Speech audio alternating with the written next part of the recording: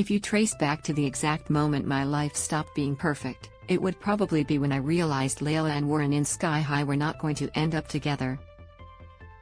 Ever since then, I have been held hostage by what could have been, a dream that shall haunt me for as long as I live.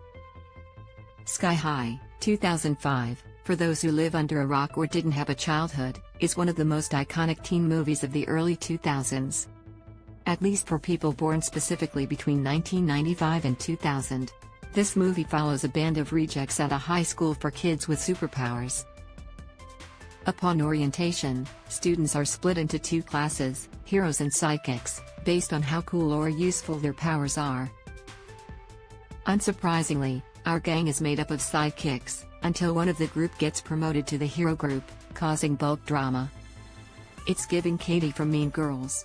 Sky High has everything: misfit teens, heaps of feminist moments, incredible color-coordinated costumes that are peak 2000s fashion, fake dating, and a completely bonkers plot. But my favorite thing about the movie is the relationship between Layla Williams, Danielle Panabaker, and Warren Peace, Stephen Strait, who everyone FKN knows should have ended up together. I mean, just look at the facts. Layla is a pacifist vegetarian with plant powers who is always bright as a summer's day. She's polite, sweet, a little naive, and has a very strong sense of self because she knows what she wants. Warren is our morally gray emo hothead, literally. His superpower is pyrotechnics, who is also a social outcast because his father is a villain but his mother is a hero. He wears all black and his name is a pun of War and Peace because his entire existence is a conflict he's still trying to understand. The two first interact because Warren gets into a fight with his enemy/Layla's best friend and secret crush Will's stronghold, Michael Angarano, aka the main character of the film. Layla has her heart broken by Will after he stands her up to hang with his new girlfriend. So, naturally, she and Warren pretend to go to prom together to make him jealous. This pairing has literally all the best tropes in teen rom-coms: fake dating, opposites attract, enemies to friends to lovers, grumpy/sunshine, I mean to you but if anyone else is I'll kill them. Warren is standoffish one with a nice cold heart and Layla is the vulnerable one who thaws it. They're supposed to be just friends, but the chemistry between these two is undeniable. And yet, at the end of Sky High, Layla ends up with Will, the best friend who wasn't into her until she was cool. Everyone lives happily ever after, and the toe-curling romantic tension between Layla and Warren is completely forgotten. Instead, we see him holding hands with some ice-powered girl? It's bullshit and even 7-year-old me knew it. We were FKN robbed. Layla's romantic relationship with Will doesn't even make narrative sense.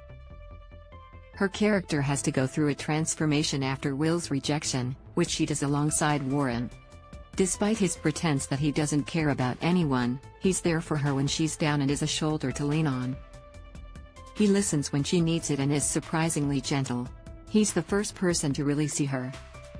And also the first person she's equal to, unlike her relationship with Will, which is always oddly balanced because of the pedestal she places him on. For all that growth to happen together only for Layla to end up with Will is just bizarre. What was it all for? Where was this leading to?